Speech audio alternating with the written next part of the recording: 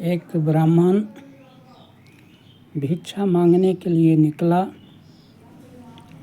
तो रास्ते में उसे भगवान कृष्ण और अर्जुन दिखाई दिए। अर्जुन को दया लगी। अर्जुन सोचे ब्राह्मण बहुत गरीब लगता है, इसलिए दया करके एक सिक्के का थैला जो बहुत कीमती था उस ब्राह्मण को दे दिए और कहे कि आज के बाद भिक्षा मांगना बंद कर दो, इसी से तुम्हारा काम चल जाएगा।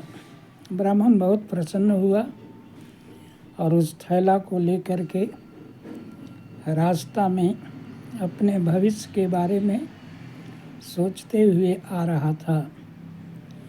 आते आते एक डाकू से टकरा गया।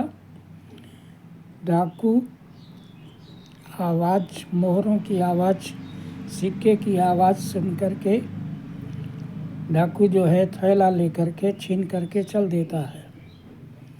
ब्राह्मण बहुत उदास हुआ।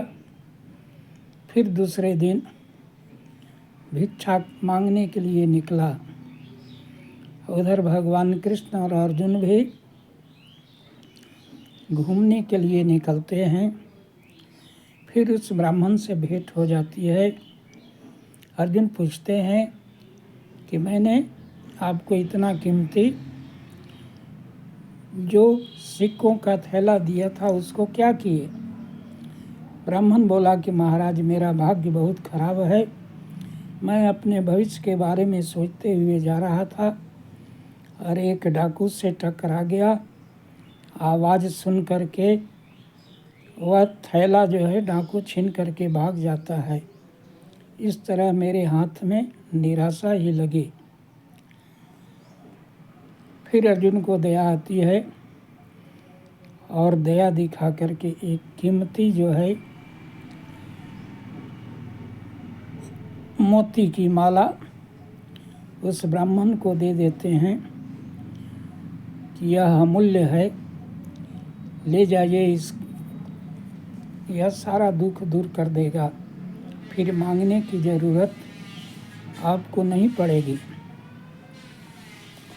ब्राह्मण बहुत प्रसन्न हुआ और उस मोती की माला को लेकर के घर आता है। पत्नी उसकी नदी गई हुई थी पानी भरने और उस मोती के माला को एक पुराना बर्तन था, उसी में चोरों के डर से वह ब्राह्मण छिपा देता है। उधर उसकी पत्नी और निश्चिंत होकर के सो जाता है। उधर उसकी पत्नी जो पानी भरने के लिए पात्र ले गई थी, वह रास्ता में ही पानी लेकर आ रही थी तो वह पात्र टूट जाता है। वह घर आकर के वही पुराना पात्र ले जा कर के नदी में डुबाती है और मोती की माला नदी में बह जाता है। जब प्राणी ला कर के घर पहुंचती है तो ब्राह्मण उस पुराने बर्तन को देख करके उसका होश उड़ जाता है। पूछता है कि इस बर्तन को तुम क्यों ले गई? इसमें तो बहुत कीमती मोती की माला था जो अमूल्य था। पत्नी कहती है कि मुझे मालूम नहीं था इसमें क्या था। नया बर्तन जो लाई थी वह टूट गया, इसलिए दोबारे आकर के इसको मैं ले गई। इसमें क्या था मुझे कोई पता नहीं था और इस तरह से नदी में बह जाता है। फिर सो बहुत ब्राह्मण उदास हो जाता है और तीसरे दिन फिर भिक्षा मांगने के लिए चल पड़ता है। फिर भगवान और अर्जुन रास्ते में ही मिल जाते हैं। फिर मांगते दे करके अर्जुन पूछते हैं कि अरे उतना अमूल्य जो मोतियों की माला दिए थे उसको क्या किया? कहा, महाराज मेरा भाग्य बड़ा खराब है, मैंने उसे एक पुराने बर्तन में छिपा दिया और पत्नी पानी भरने गई थी, वह पात्र रास्ते में ही टूट जाता है और यह पुराने पात्र को लेकर के पानी भरने जाती है, उसी में जो है नदी में बह जाता है। भगवान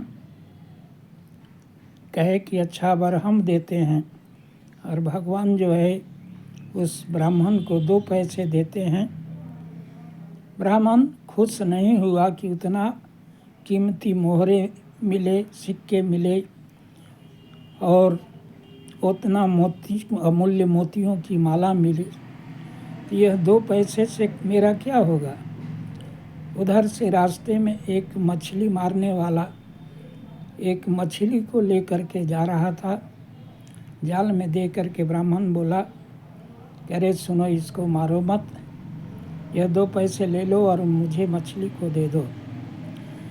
और मछली को ले करके नदी में छोड़ने जाता है।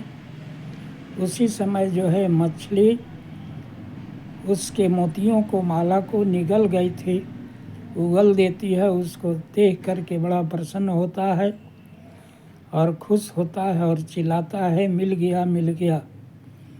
वहीं पर डाकू बैठा हुआ था। ब्राह्मण के थैला मोहर को देख करके डाकू सोचा कि अब तो यह राजा से कह करके मुझे फांसी दिलवा दिएगा, इसलिए डाकू भी आके गोड़ पर गिर गया और कहा कि भाई, राजा से कुछ मत कहना, लो तुम्हारा थैला ही मैंने छीना था, उसे लौटा देता हूँ।